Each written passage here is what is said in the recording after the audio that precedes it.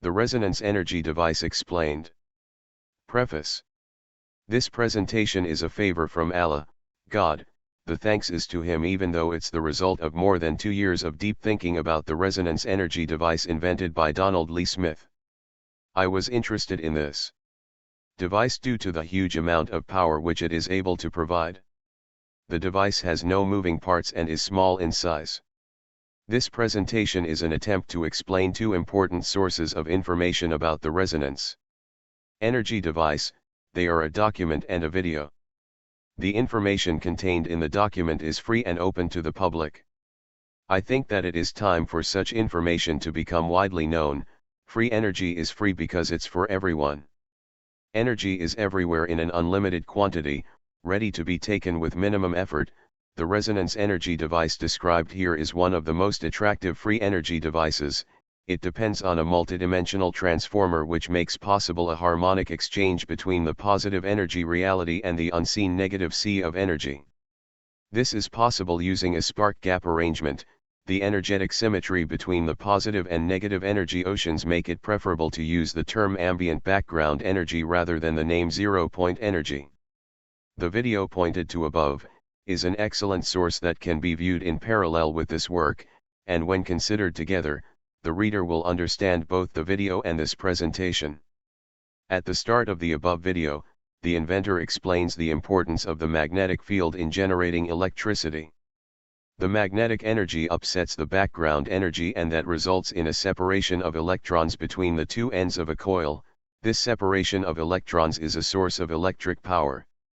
The resonance energy device is based on a very important idea, namely, that magnetism and electricity are 2 sides of a single entity.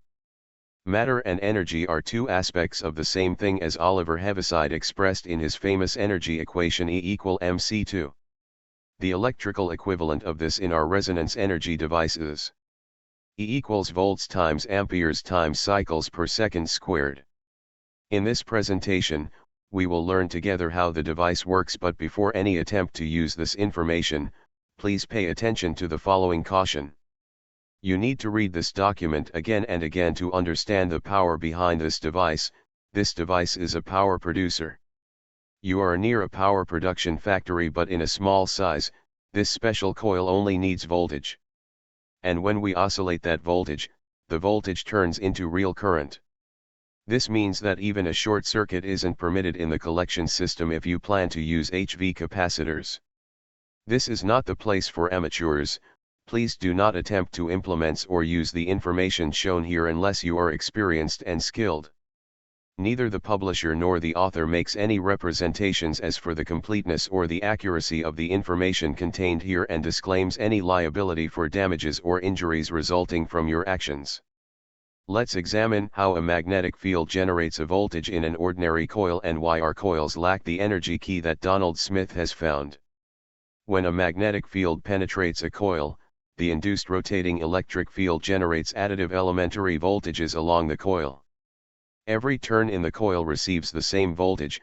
We extract the power along the length of the coil. But we miss the power available in the area inside the coil. To understand this, let's examine the induced electric field. If we examine Fig 2, which represents a single turn of the coil shown in Fig 1, we see that the magnetic field penetrates all of the area inside that ring. This magnetic field will be transformed to a voltage because it will drive a rotating electric field.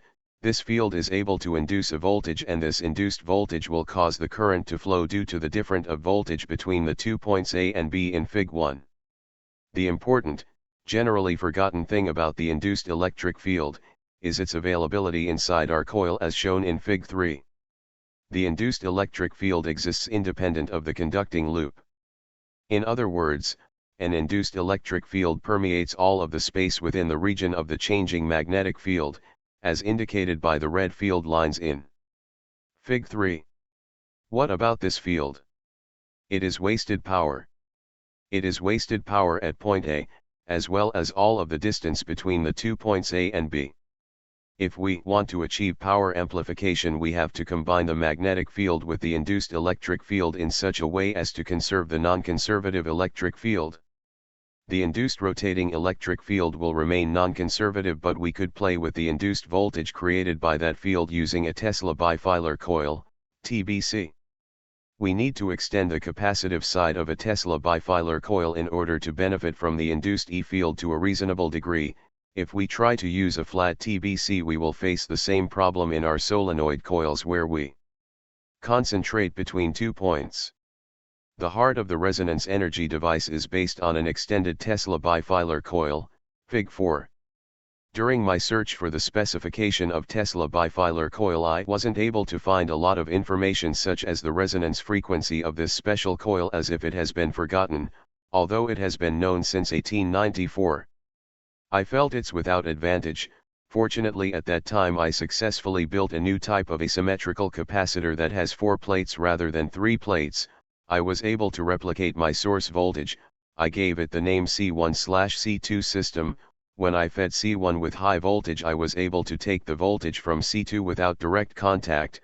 The device is based on the electric field interaction between C1 and C2. The C1/C2 system opened my mind to the possibility of charging a capacitor without the need of direct contact with the device. I began thinking in a different way, wondering how I could combine the two sides of electricity in just one device. The device shown in Fig. 4 can be simplified as shown in Fig. 5. The second coil start. The second coil end. The first coil end. The first coil start. The magnetic side is the path from A to B. It is the path which the current will follow, and then the magnetic energy will be formed and concentrated inside our coil. The magnetic side is the hidden side of electricity because we can't conserve the state for a long time as we do in the capacitors. This side is directly related to the ambient background energy or zero-point energy. Later we will see why Donald Smith prefers the name of ambient background energy as opposed to ZPE. To make things easier, we could take the permanent magnet as an example.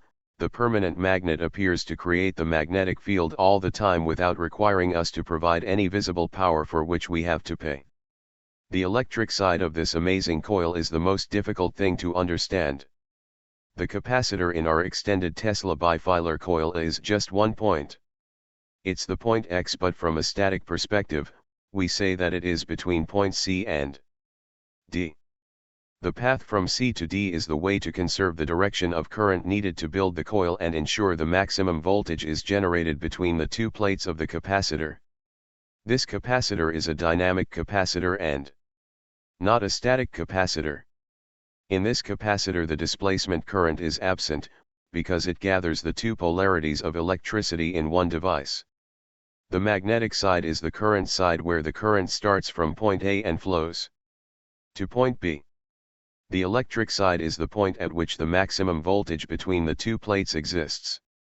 I think that this is the most difficult point to understand in the Tesla bifilar coil, because we see it as just a coil and not a coil with a built-in capacitor. Back to 1894 and take a look at what Mr. Nikola Tesla said about his bifilar coil. My present invention has for its object to avoid the employment of condensers which are expensive, cumbersome and difficult to maintain in perfect condition, and to so construct the coils themselves as to accomplish the same ultimate object. Let us start by analyzing how the extended Tesla bifilar coil works. Imagine that the following drawing is a charged, extended Tesla coil with the positive and negative parts, shown as red and black plates respectively. When we connect these two plates by their points C and D, an electric current will flow from point A to point B as shown by the red arrows. When the induced electric field finds a coil which is wound counterclockwise, CCW, the red plate, versus another coil wound clockwise, CW, the black plate, this electric field will generate an induced voltage which will tend to recharge the capacitor again. The rotating electric field will start to build an induced electric voltage from point B, which will be 0V in this case because the induced electric fields rotate in a clockwise direction. When the magnetic field increases, the electric current will flow counterclockwise, and so the direction of the magnetic field will be out the screen as indicated in Fig. 6.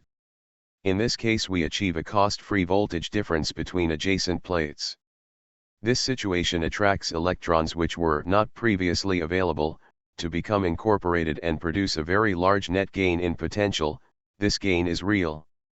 The induced rotating electric field flows in closed loops, but this design causes it to build a voltage difference between adjacent plates.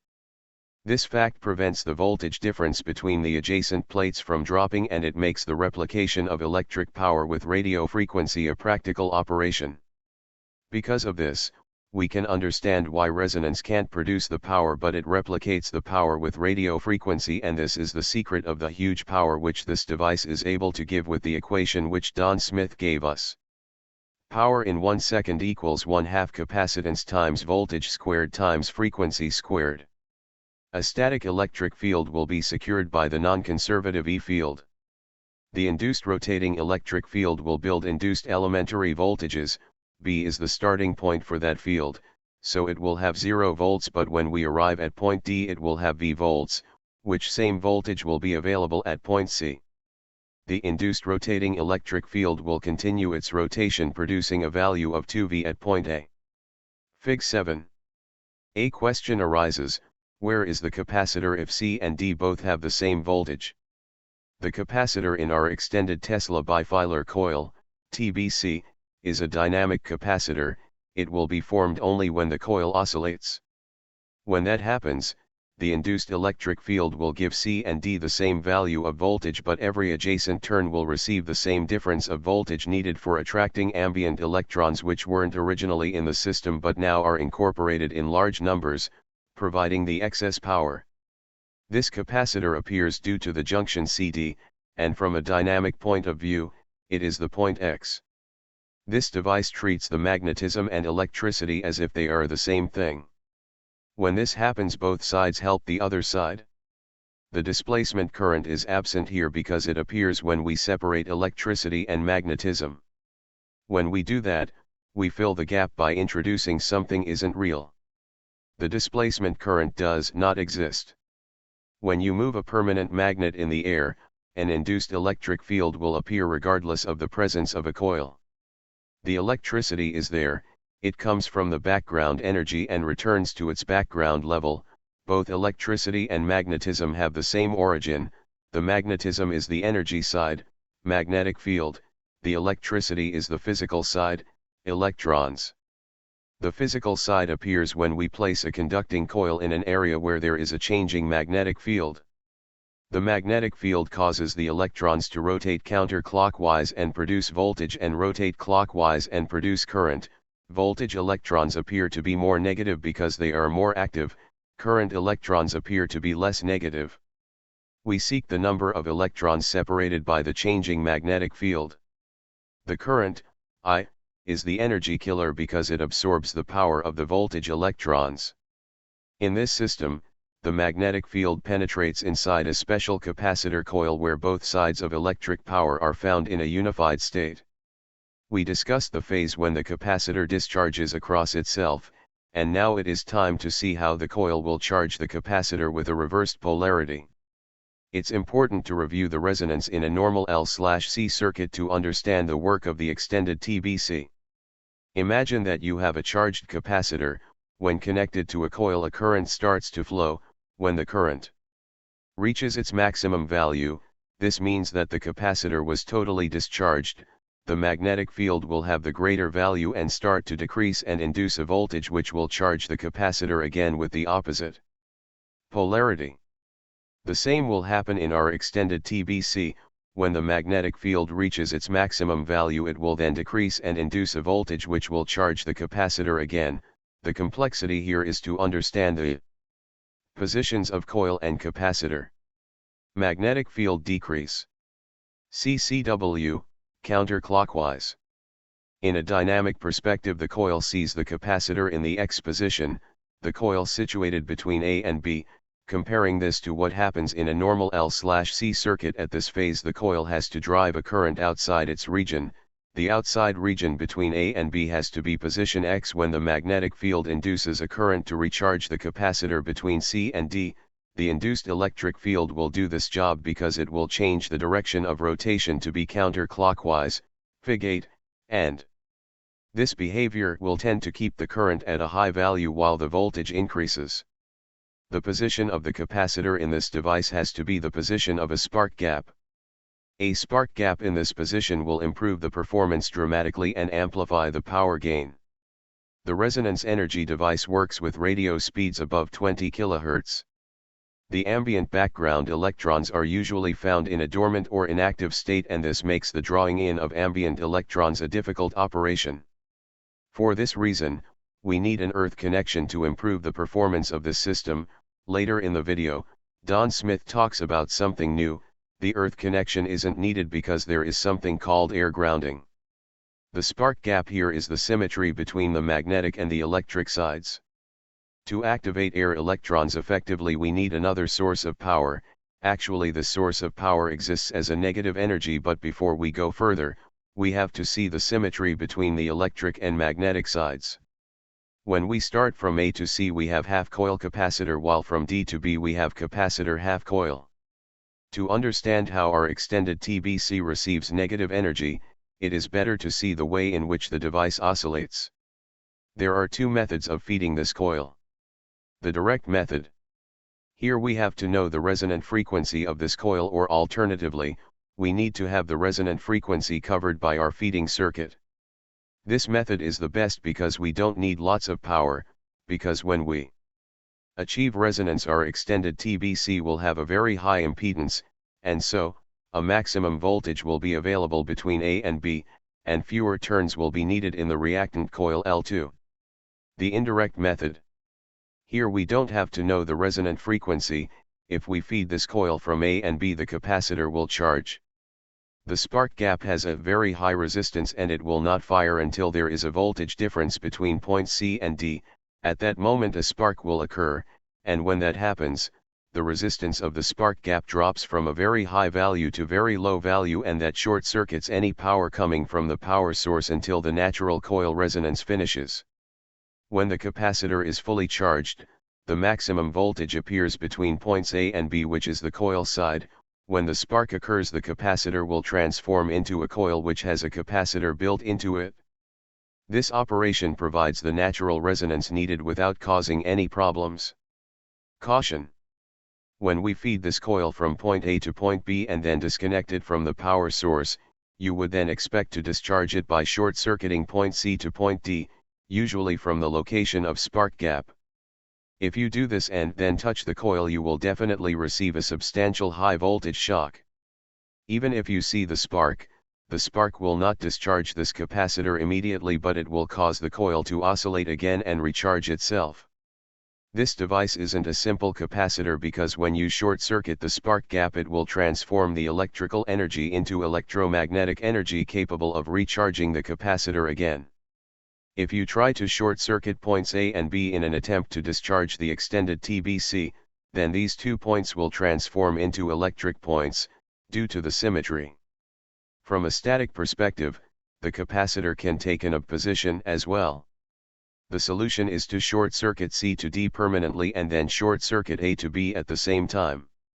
As I mentioned before, there is a need for extra energy in order to activate air electrons effectively. In reality, this is not exactly what will happen, as the arrangement is complicated. The negative energy enters this device in an unusual way. The extended Tesla bifilar coil will supply reactive energy in enormous amounts because there are common characteristics between reactive energy and negative energy. Reactive power is a kind of electrical power, measured in volts amps, reactive, VARs, which cannot do work in its present form. For sinusoidal waveforms, the formula for reactive power is reactive power equals voltage times current times sinus from phase angle between voltage and current. The reactor coil in our system is a shortened version of a normal parallel L/C circuit. The output energy received in the reactant coil has to be a reactive energy because of the presence of a coil in parallel with a capacitor. The phase angle between current and voltage is 90 degrees, and so, the active energy in this case will be 0.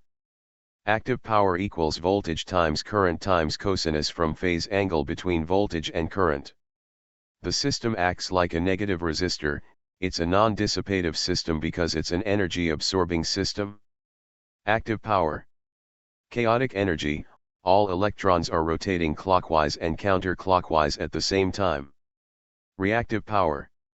Ordered energy, first all the electrons at the same time rotates in one direction, giving electric energy. Then in other direction giving magnetic energy. The reactive energy in this system is an advantage. The energy is ordered and so we can easily achieve superconductivity at room temperature. As shown in Fig 10, active energy is a chaotic energy and so it is not easy to get rid of resistance.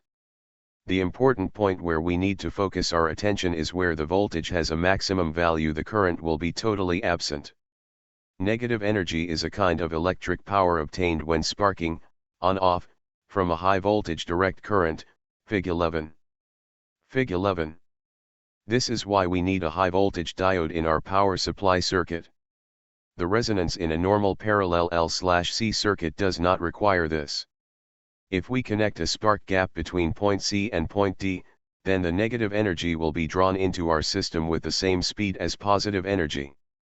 The symmetry between the magnetic and electric sides in our positive energy reality will open the correct door for the undetectable negative energy reality. Initially, when the capacitor starts to discharge, the current increases but the induced rotating electric field will tend to keep the voltage at a high value. The capacitor discharge through the spark gap, which requires a large amount of voltage, the current flow does not start immediately. Initially, the current increases but the spark does not occur. This pushes the voltage up higher, behavior which is known in parallel L/C circuits, then the current increases to a high value very quickly, while the voltage is drawn down to a level which cannot sustain the spark. When the capacitor is totally discharged, the current flow through the spark gap is at its maximum value. Consequently, the extended Tesla bifilar coil produces a square wave rather than the expected sine wave which is produced by an ordinary parallel LC circuit. The square wave produced when the spark occurs, contains waves of all frequencies and so, even if the time during the spark is short, there will still be thousands of oscillations in that time. I know that it is not easy to visualize this, but it is what actually happens. This special genius design solves the most difficult problems in cold electricity, due to its reversed behavior compared to hot electricity. Cold electricity prefers to flow along materials which we consider to be insulators, while hot electricity prefers to flow along materials which we consider to be conductors. According to Tom Bearden, with negative electricity the capacitor performs in the way that a coil does with hot electricity, and the coil will perform like a hot electricity capacitor, Fig 12. Past light cone. Future light cone. Time. Fig 12. The capacitor is discharging across itself. The above illustration is an attempt to understand how cold electricity works, but it's better to take a look at Floyd's sweet explanation of his vacuum triode amplifier device in the appendix, page A, 1209. It is important to note that so long as positive energy is present in a positively flowing time regime, then unity and over-unity power gains are not possible. The summation of the losses due to resistance, impedance, friction, magnetic hysteresis, eddy currents and windage losses of rotating machinery will always reduce overall efficiency below unity for a closed system. The laws of conservation of energy always apply to all systems. However, the induced motional E field changes the system upon which those laws need to be applied. Since the vacuum triode operates in more than 4 dimensions and provides a link between the multidimensional reality of the quantum state and the Dirac sea, we are now dealing with an open-ended system and not the closed system within which all conservation and thermodynamic laws were developed. To achieve unity, the summation of all magnetic and ohmic losses must equal 0. To achieve this state, negative energy and negative time need to be created. When this is achieved, all ohmic resistance becomes 0 and all energy then flows along the outside of conductors in the form of a special space field. The above explanation describes the vacuum triode amplifier device but also demonstrates the work of the resonance energy device of Don Smith. The correct model of capacitor is the extended Tesla bifilar coil because it provides a link between the multidimensional reality of the quantum state and the Dirac sea of negative energy. From a positive energy perspective, UB describes the coil while CD describes the capacitor, but the coil will transform into capacitor UB in the region of negative energy, and in the same area the capacitor will transform into the coil. How can we explain this physically? The energy equation and Dirac's equation call for both positive and negative energy. Thus they are symmetrical with respect to energy, as are the forces of physics. Positive repulsive forces increase positive energy, while negative attractive forces increase negative energy. According to the modern kinetic theory of mass energy, negative energy would merely be a vibration of charges at right angles to our ordinary dimensions in an imaginary direction. Fig 13 shows the relationship between positive and negative energy in just one phase. To understand Fig 13 correctly, we need to remember that we are confined by our positive energy reality. In our extended Tesla bifilar coil we need the negative energy in our positive side. The spark gap in CD position is the flexible place for both positive and negative energy to be combined. Tom Bearden has an important book entitled Energy from the Vacuum. The following text is on page 236 where he explains the specification of a true negative resistor. The true negative resistor is an open dissipative system a priori, and equilibrium thermodynamics therefore does not apply. Instead, the thermodynamics of open systems far from equilibrium applies. The negative resistor freely receives energy from outside the system, from the environment, and dissipates it in interception and collection actions inside the system, to freely increase the available potential energy in the system.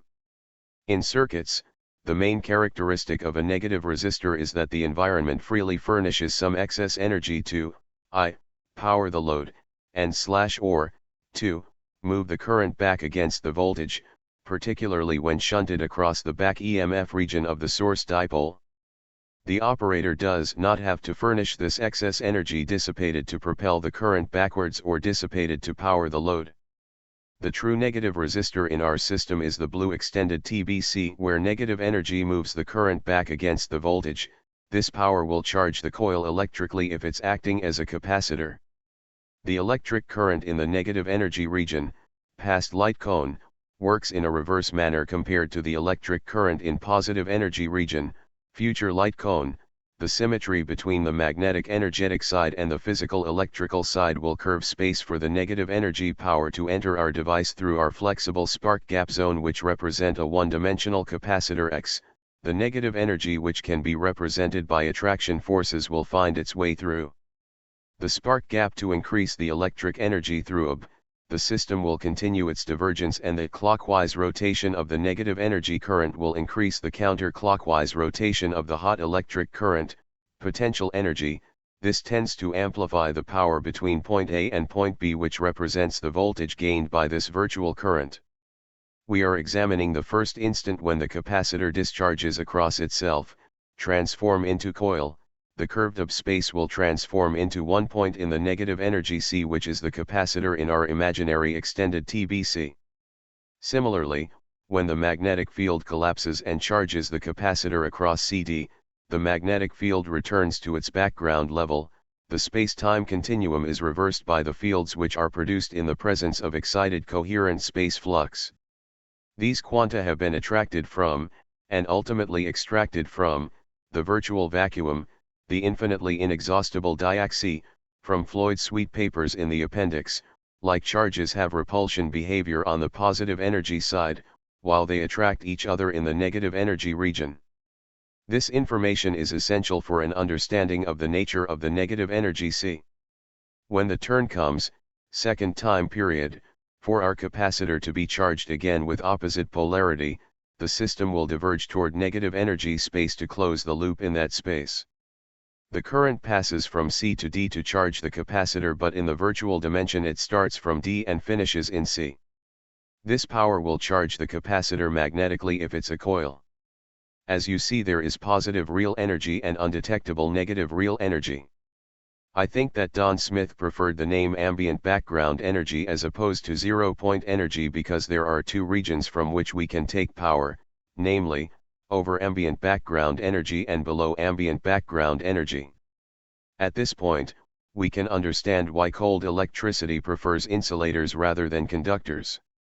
This kind of power is capable of running in an imaginary dimension parallel and reversed relative to our ordinary, familiar dimension. But according to Floyd Sweet, when run in parallel with positive energy, however, cancellation, annihilation, of opposing power types occurs. This has been fully tested in the laboratory. This applies to the chaotic positive energy flowing regime time when voltage electrons, counterclockwise rotation, and current electrons, clockwise rotation, run together at the same time. Our reactive energy resonance system works in harmony with negative energy. Our previous study allows us to draw us some important conclusions. For the first time period, we have capacitor C discharging across inductor L. Plus energy increase magnetic energy, current I. Energy increase electric energy, voltage V. For the second time period we have inductor L charging capacitor C. Plus energy increase electric energy, voltage V. Energy increase magnetic energy, current I. Since magnetic energy is the current and electrical energy is the voltage, and because they are out of phase, reactive energy, positive energy will work in harmony with negative energy and no cancellation will appear.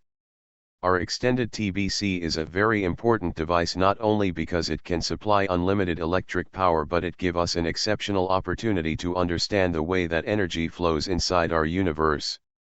When the device oscillates, it produces cold electricity and hot electricity.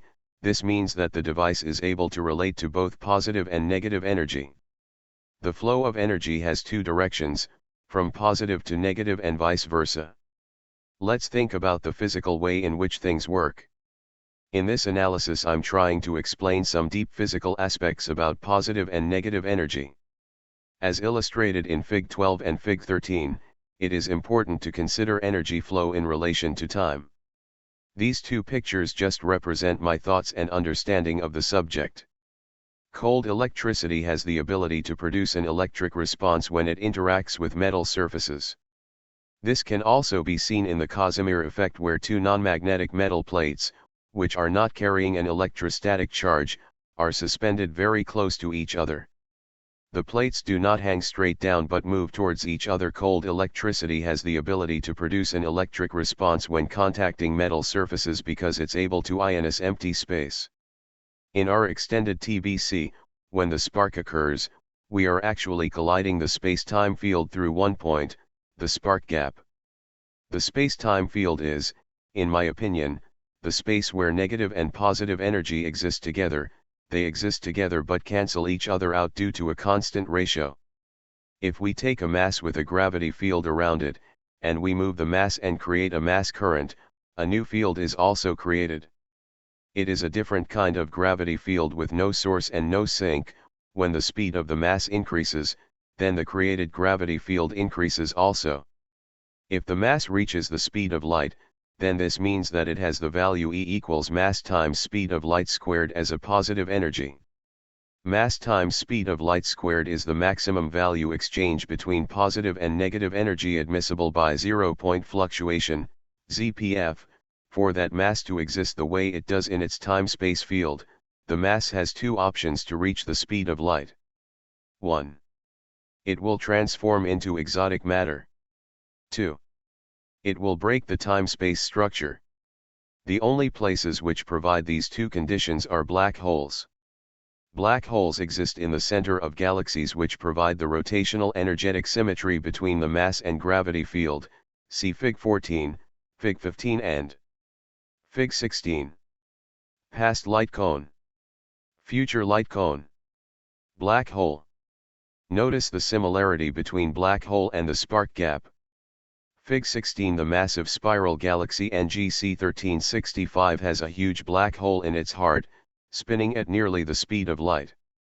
For a spiral galaxy to maintain its shape with cosmic dimensions, the diameter of galaxy may exceed 100,000 light-years. there is a need for a negative energy to be the underlying energy for space-time throughout all of that galaxy. That negative energy has to transport virtual particle instantly. The transformed physical matter, including space-time, provided by black holes furnishes an excess of positive energy in the galaxy, providing stability and symmetry. Black holes are not a fracture in space-time, but they are essential.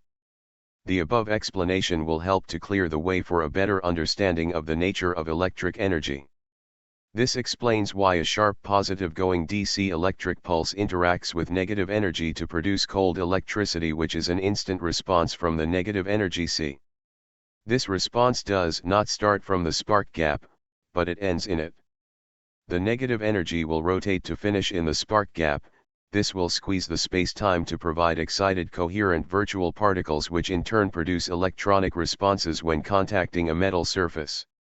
From my point of view, the electronic responses created in metal surfaces have a magnetic angular momentum. Cold electricity is able to charge a capacitor to a much higher voltage than the capacitor's voltage rating, even if the capacitor's rated voltage is low. The question which springs to mind is, do electric fields inside a capacitor charged with cold electricity really exist? If the answer is yes, then why isn't the capacitor destroyed? In my opinion, it is because the electronic responses caused by cold electricity have magnetic angular momentum instead of electric field lines. I suggest that the presence of magnetic field lines between the positive and negative plates of a capacitor charged with cold electricity are actually as shown in Fig 17. When the spark gap impacts on space-time, that is, when the spark occurs, the response from the negative energy C looks as if it should neutralize the excitation created in the positive energy side, Fig 18. We can't detect the movement of negative energy, and so we only see the impact which it has in our positive energy reality. The excitation created on the positive energy side propagates in all directions. The reaction from the negative C energy returns the time-space field to its original soft state. The small red ball in the above drawing is the spark gap, which is the door for negative energy to enter our positive energy reality. The negative energy C will react both before and after the spark occurs.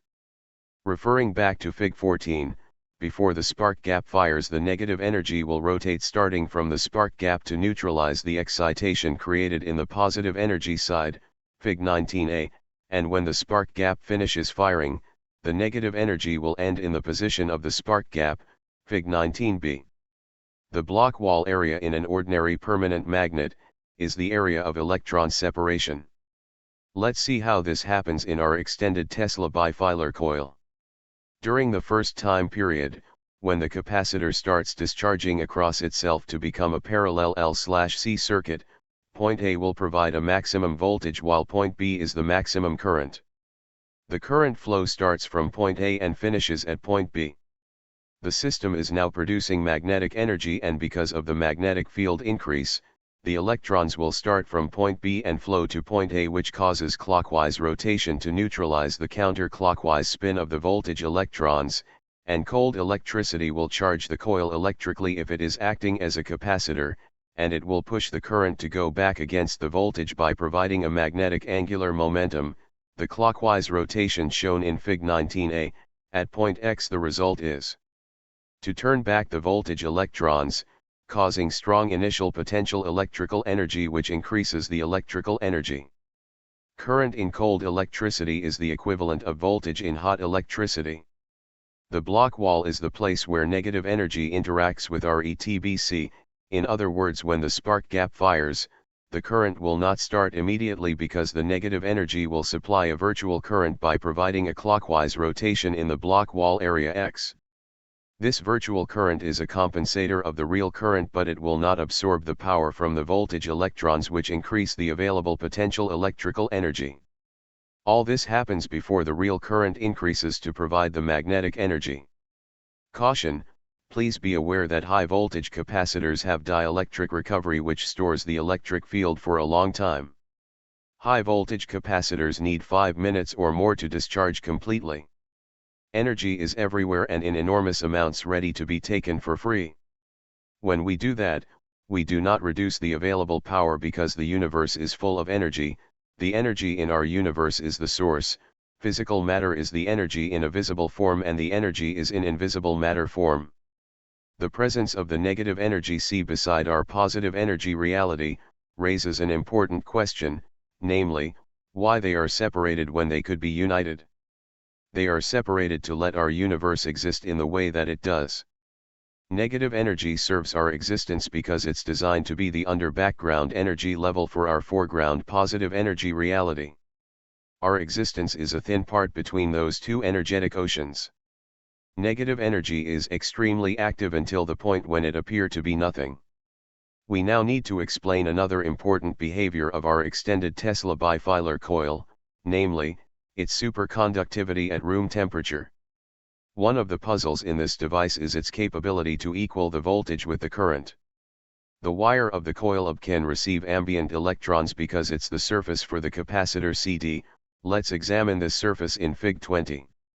When the capacitor discharges across itself to become a parallel L/C circuit, the induced rotating electric field, with the help of negative energy, creates a difference of voltage between adjacent plates.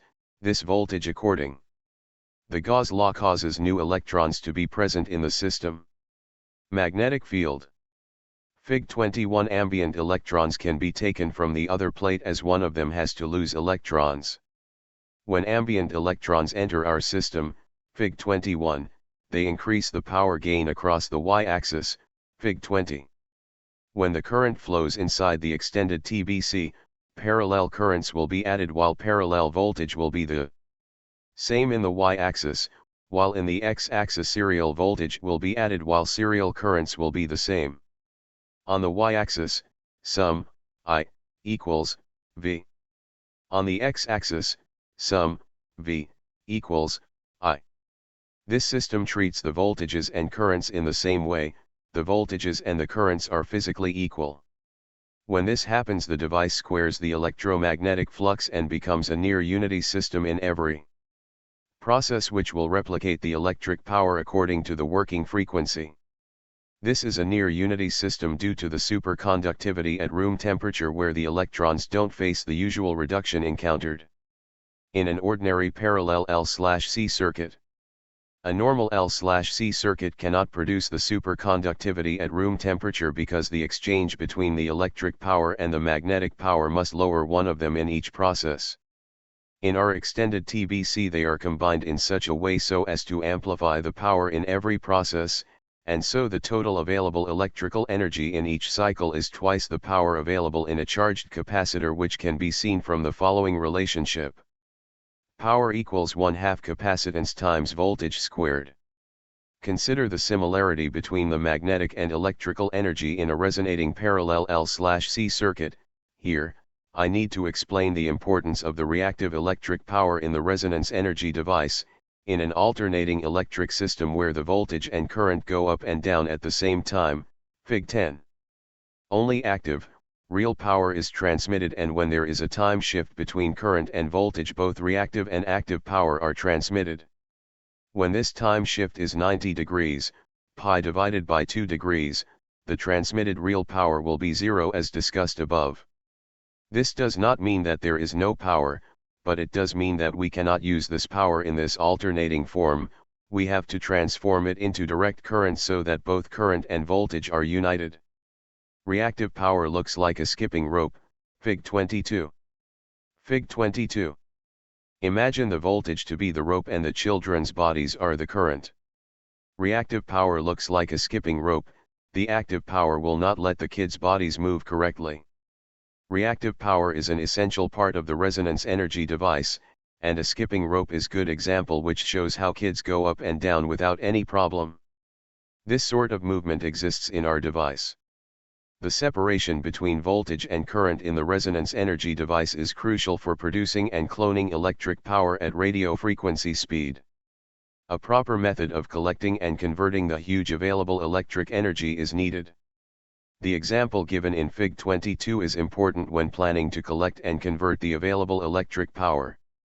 If we simply use a step-down transformer, it is highly likely that we will alter the current, which will reduce the gained power. With reactive energy, when the voltage is high, the current is low. A step-down transformer will lower the voltage, but it can't amplify the current as expected. In a normal transformer, we amplify the current depending on the available active power, voltage times current. Physically, Fig 23, the electromagnetic flux inside the transformer has two components, the electrical component V and the magnetic component I. For successful transfer of electric power from the primary to the secondary, both of them are needed at the same time. In our case, when V is high, the product voltage times current is low due to the time shift, even if the available power could achieve megawatts. Another factor which we have to take into consideration is the high speed needed to replicate the power.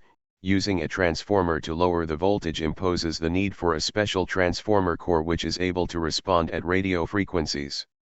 These facts have to be taken seriously if we want to collect the available energy effectively. Personally, I prefer to improve on the use of high voltage diodes as shown in Fig 24. It is better to use a diode bridge constructed with fast recovery high voltage diodes. Fast recovery diodes have the ability to return to their blocking state very quickly, making it possible for the other half oscillation to be accumulated in the high voltage capacitors. Each cycle, up and down in Fig 25, will give power similar to the power available in a charged capacitor given by the following equation: 1/2 capacitance times voltage squared. The amazing, energetic behavior of the extended Tesla bifilar coil make it totally different from an ordinary parallel L/C circuit. Our extended TBC gives twice the frequency of an equivalent parallel L/C circuit. This means that if you form the same inductance with the same capacitance in an ordinary parallel L/C circuit, then that will produce only half the frequency that the same combination produces with an extended Tesla bifilar coil form. I have not been able to verify this because I don't have an oscilloscope or a frequency meter. That, of course, is no excuse for not thinking about how the device will act, so the following analysis is an attempt to imagine the energy equation given by Mr. Donald Smith as power is 1 second equals 1/2 capacitance times voltage squared times frequency squared. To simplify things, let us analyze only the voltage.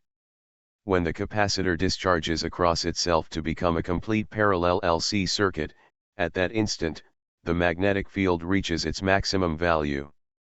What makes this system different is the induced rotating electric field. This field will instantly charge the capacitor with the opposite polarity before the induced current resulting from the collapsing magnetic field can do it. As we learned before, this is the key to energy amplification. Resonance is the key for energy multiplication. Our extended TBC acts like one device, so the passage from the positive cycle to the negative cycle takes no time. In other words, the device has the ability to change its direction of charge instantly.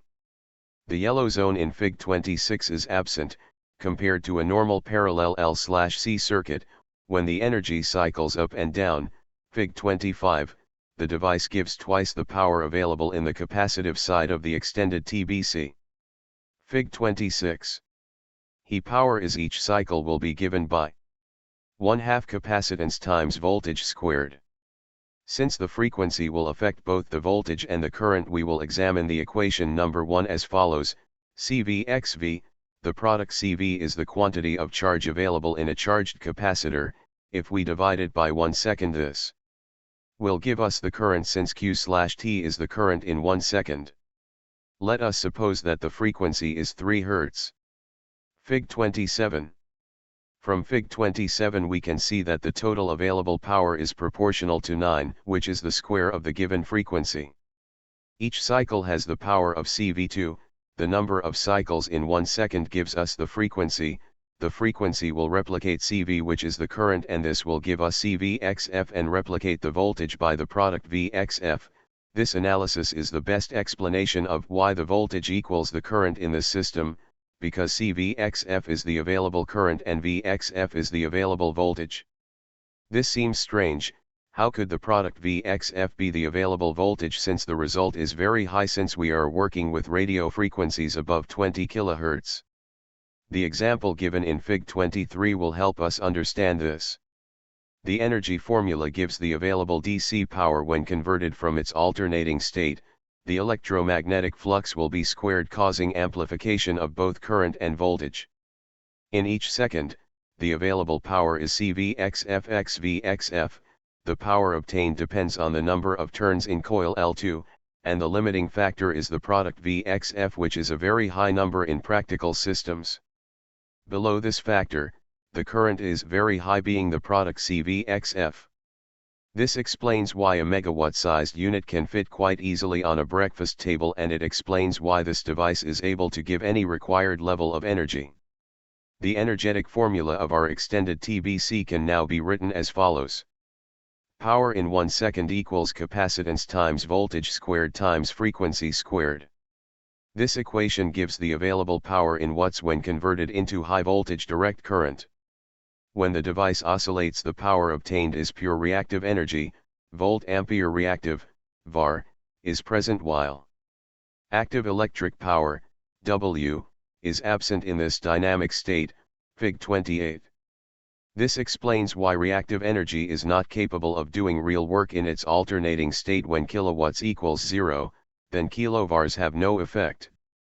In practical terms, the extended TBC is just a high voltage capacitor which has the ability to let the current penetrate inside itself, so it has both magnetic and electric specifications.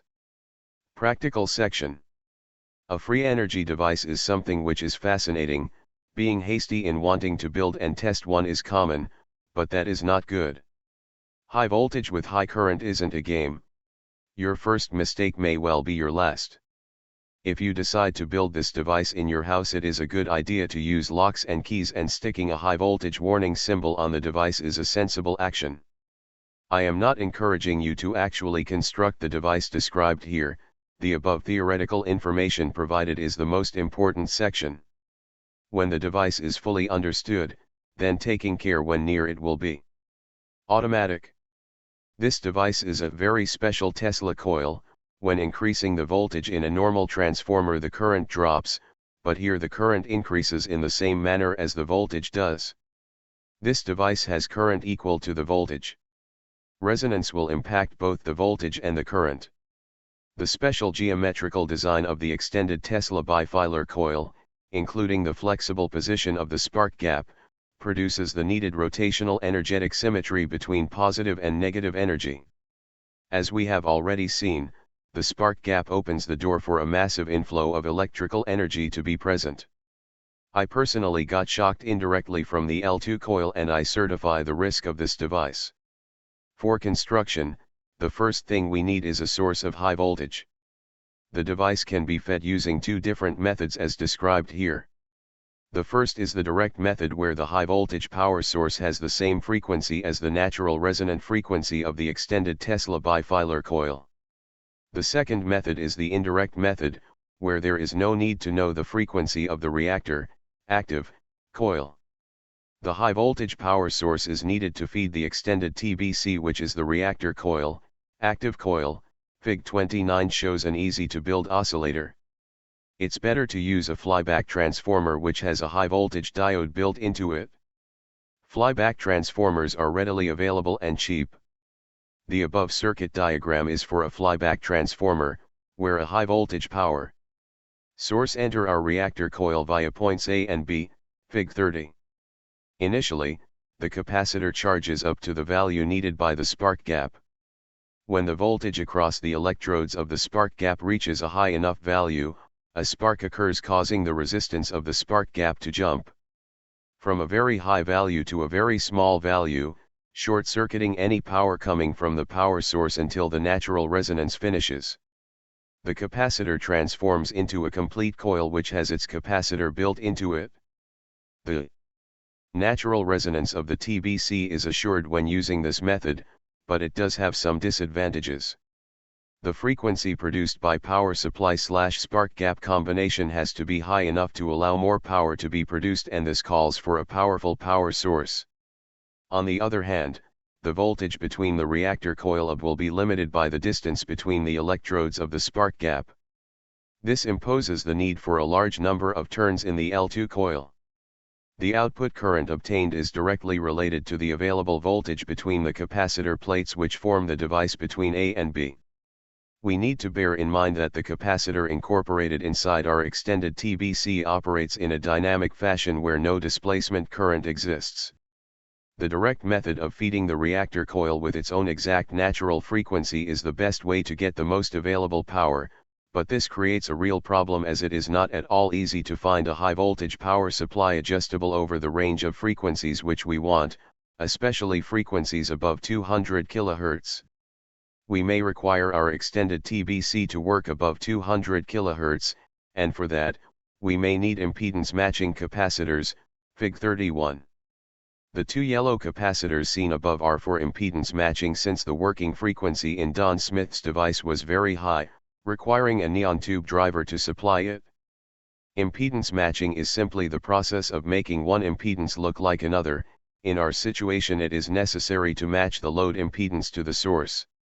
For example, if the extended TBC resonates at 2.4 MHz, this is the load, and the neon tube driver operates at 35.1 kHz, this is the source. We need to add parallel capacitors to our extended TBC in order to make it resonate at 35.1 kHz. In practice, you need to short circuit the points C and D and measure the inductance of the ETBC. L2 has to be in place for this measurement. After that, remove the short circuit and measure the capacitance of the ETBC. This gives you two values C and L. The resonance of the extended Tesla bifilar coil is given by the resonant frequency of an ETBC is double. When you add a capacitor for impedance matching to the extended TBC, the resonance frequency will decrease with the following relationship. Where F is the frequency of the source, I believe that we can use the above equation to calculate the value of C** which needs to be added in order to achieve resonance. From equation B, we could write.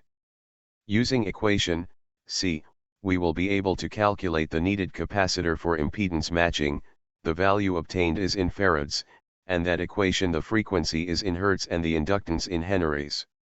When you have the correct C** value and you power your device up, Fig 33, resonance will not be achieved instantly because the spark gap forms the full L/C parallel circuit only when it fires. The first thing which happens is the charging of capacitor C**. After that the capacitor C of the extended TBC will be charged until it reaches the voltage needed to make the spark gap fire. When that happens, the spark gap has a very low resistance value, making the ETBC fully formed. At this point, the incoming electric energy from the high voltage power supply will find a load whose impedance matches its resonant frequency. This, in turn, produces the maximum possible voltage across inductance L of the ETBC. Further, the resulting electromagnetic field will increase cycle by cycle, causing the device to resonate fully after a very short time. This is the equivalent circuit when the spark gap fires. Constructing the extended TBC. The extended Tesla bifilar coil is just a high voltage capacitor which has a magnetic behavior.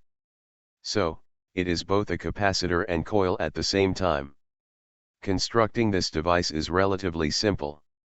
You need two lengths of aluminium foil, each 1.2 meters long. Later I will explain the possibilities of modifying the characteristics of an extended TBC. Because it is a capacitor, you need 3 pieces of polyethylene sheet, each 1.3 meters long. To construct a high voltage capacitor usually you need 2 pieces of polyethylene sheet, but it's better to use 3 pieces since we are working with a high voltage. Fig 35, this will depend on your skills in constructing a high voltage capacitor. You need welding rods to ensure the electrical conductivity of the aluminium foils. Fig 36 indicates how to do that. Actually the best length and width of aluminium foil needs some experimentation. You have to establish the positions of the magnetic and electrical points. Fig 37. A and B are the magnetic points, coil, while C and D are the electric points, capacitor. Fig 35 insulators. Fig 36 welding rod fixed using a very small drop of superglue. Avoid too much superglue. Now wrap the foil around the rod. Aluminum foil. Welding rods. Aluminum foil. Aluminium foil. Welding rods. The ETBC need a coil former for it to be wound on it, figure 38. Coil former. The following photo shows the dimensions used in the prototype, fig 39. The width of aluminium foil is 10 cm, the length of each capacitor plate is 120 cm. Internal arcing is a common problem with high voltage capacitors, fig 40. Notice the cutoff along the plastic tube. This will help the penetration. The aluminum foils, the points C and B will be inside the tube, but A and D will be outside. Now firmly turn the plastic tube to form your Tesla bifilar coil. An internal arcing is a common problem in the high voltage capacitor. A good insulation is needed as well as good insulator. The best combination between the length and the width of an extended TBC has a major influence on the electric energy obtained at the L2 coil, the reactant coil. For example, the electric arcing experienced at the L2 coil, using the ETBC shown in fig 41, was very weak. The length shown by the black arrow is very much greater than the width, orange arrow.